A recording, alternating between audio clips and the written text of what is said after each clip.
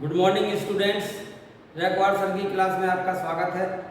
आज के इस वीडियो में आप जानने वाले हैं do as directed. Do as directed जो क्वेश्चंस हैं उसमें कुछ सेंटेंस दिए जाते हैं, सामने एक डायरेक्शन दिया जाता है, उस सेंटेंस का आपको क्या करना है। इसी के संबंध में कुछ सेंटेंस यहाँ पर हैं, उनको हम बदलना सीखेंगे।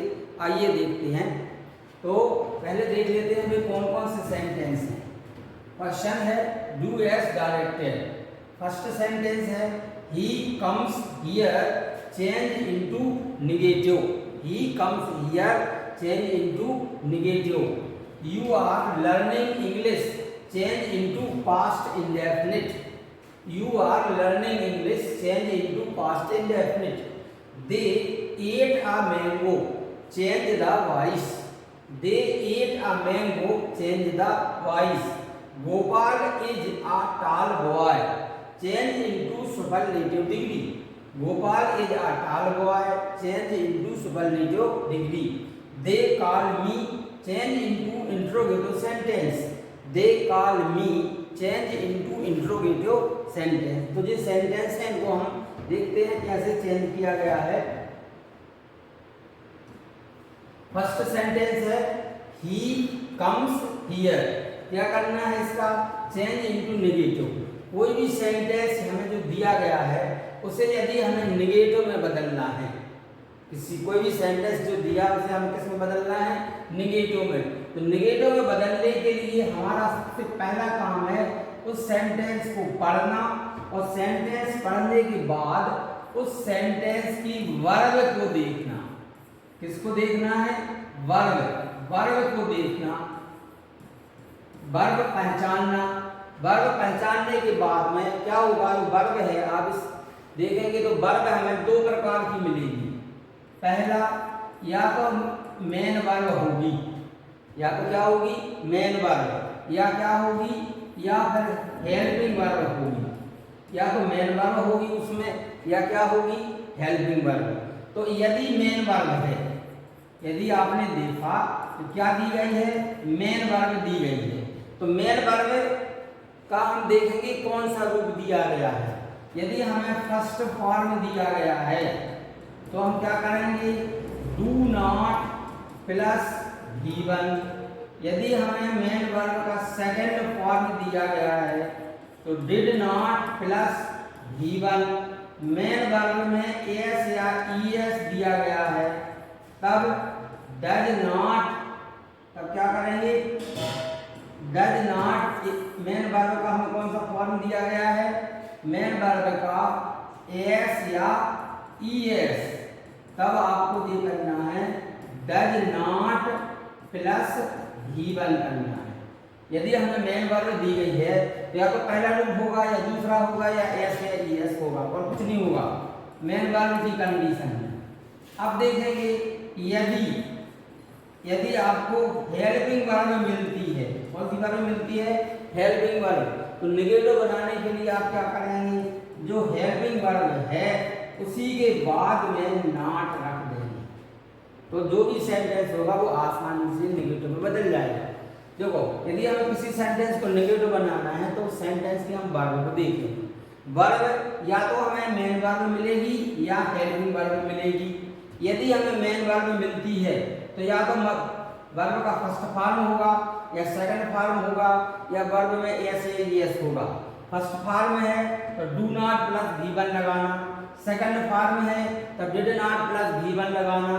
एस या ईएस फॉर्म है तब डज नॉट प्लस V1 लगाना।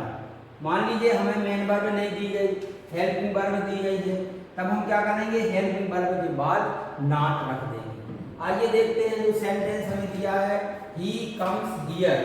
पहला काम है वाक्य की वर्ब देखना। पहला जो है ना, ये सब्जेक्ट है।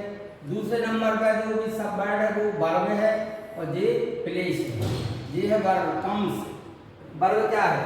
वर्ब है कम्स। कम्स कौन सा फॉर्म है? कम्स क्या है? कम्स है मेन वर्ब। मेन वर्ब है तो कौन सा फॉर्म है? एस या ईएस। कौन सा फॉर्म है? एस या ईएस है। तो क्या करेंगे? Does not plus V1। Answer हो जाएगा। पहले आप लिखोगे ही, फिर क्या लिख दोगे? फिर आप लिख दोगे डज नॉट। फिर जब चूंकि डज नॉट रख दिया तो जो एस है ईएस है उसको इसको हटा करके वर्ब को हम फर्स्ट फॉर्म में बदल देंगे, he does not come here. ये सेंटेंस को हमने नेगेटिव में बदल दिया है।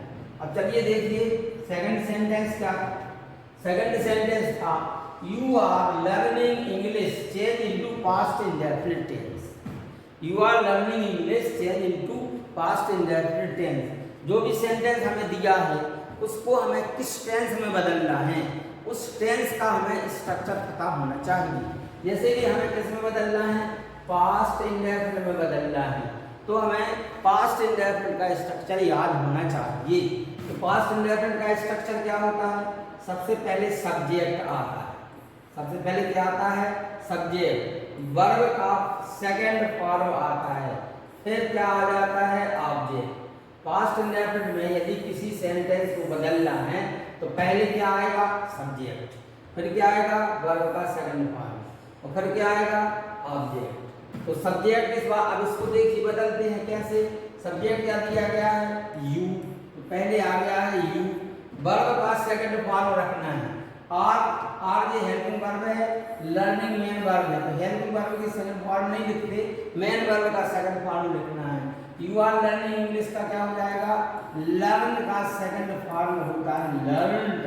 यू लर्नड इंग्लिश, कैसे बदल गया है, यू लर्नड इंग्लिश। बदला कैसे है, जिस भी टेंस में बदलना है हमें उस टेंस का स्ट्रक्चर पता होना चाहिए। जैसे कि हमें पास्ट इंडेफिनिट में बदलना है तो पास्ट इंडेफिनिट का स्ट्रक्चर है सब्जेक्ट, वर्ब का सेकंड रूप, फिर ऑब्जेक्ट। तो इस सेंटेंस को पहले सब्जेक्ट लिखा तो यू आ गया, वर्ब जो लर्निंग थी उसका सेकंड रूप लिखा तो लर्नड आ गया, और आगे की बात जाओगी तो रख देंगे। चलिए नेक्स्ट सेंटेंस देखिए। नेक्स्ट सेंटेंस है they ate a mango, they ate a mango change the voice. इस सेंटेंस में हमें क्या करना है, वॉइस बदलना है। तब देखो जब कभी भी हमें किसी सेंटेंस के वॉइस बदलना पड़े तो वॉइस बदलने के लिए क्या है, सबसे पहला काम है ऑब्जेक्ट रखना।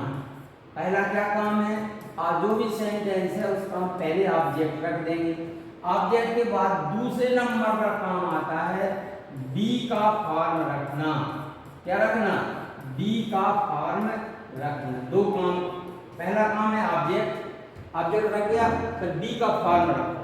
बी के फॉर्म में देखो 5 फॉर्म होते हैं बी के।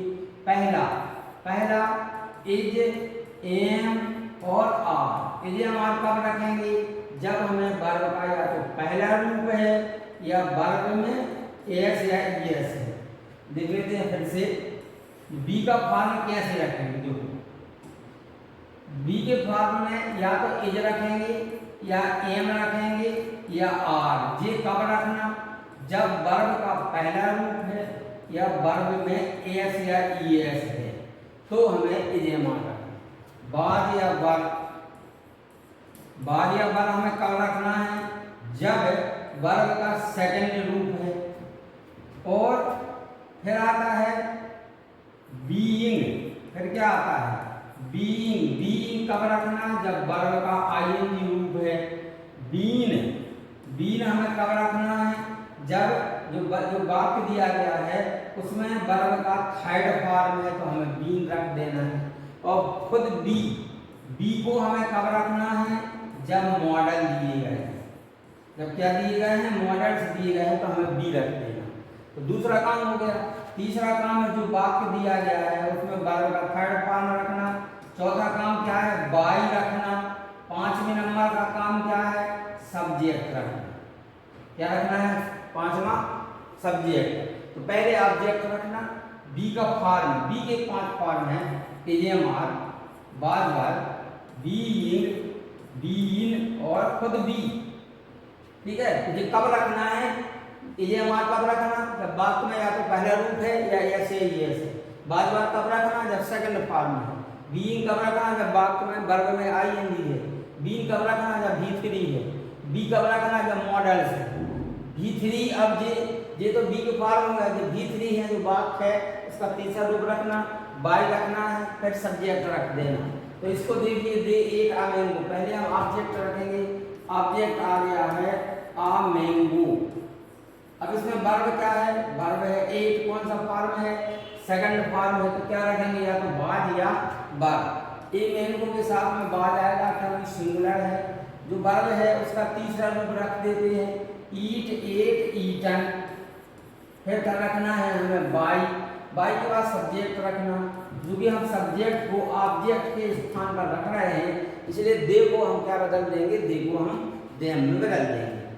तो अपना दे एट आ मैंगो, इसका पैसिवाइज हो गया है a mango was eaten by them. चलिए नेक्स्ट सेंटेंस देख लेते हैं। नंबर 5 है Gopal is a tall boy, change into superlative degree. Superlative degree में बदलना है। जब कभी भी हमें पॉजिटिव डिग्री को सुपरलेटिव डिग्री में बदलना हो तो क्या करेंगे, जो ए होगा या एन उसके स्थान पर हमें दा रख देना है, जो पॉजिटिव डिग्री है उसके स्थान पर हमें सुपरलेटिव डिग्री में बदल देना है। तो देखो क्या होगा, गोपाल इज, ए को क्या कर देंगे हम दा कर देंगे, टाल का क्या कर देंगे हम टालेस्ट कर देंगे, और बॉय जब क्या कर देंगे, Gopal is the tallest boy. किस डिग्री में बदल गया जी, सुपरलेटिव डिग्री में बदल गया।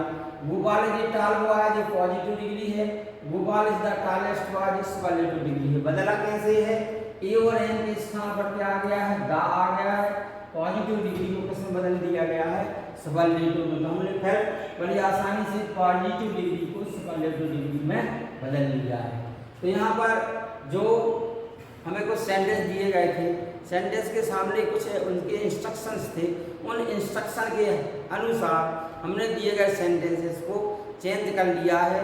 चेंज करने के जो रूल्स हैं वे बड़ी ही आसान भाषा में, सरल भाषा में आप लोगों को समझाए गए हैं। आशा है आपको नियम समझ में आ गए हैं। यदि आपको नियम समझ में आ गए हो, वीडियो अच्छा लगा हो तो वीडियो को लाइक कीजिए, अपने फ्रेंड्स और रिलेटिव्स को शेयर कीजिए, और जो भी उसमें गलतियां हों या उसमें अच्छाइयाँ हों उनको हमें कमेंट्स के माध्यम से सूचित कीजिए। वीडियो देखने के लिए बहुत बहुत धन्यवाद।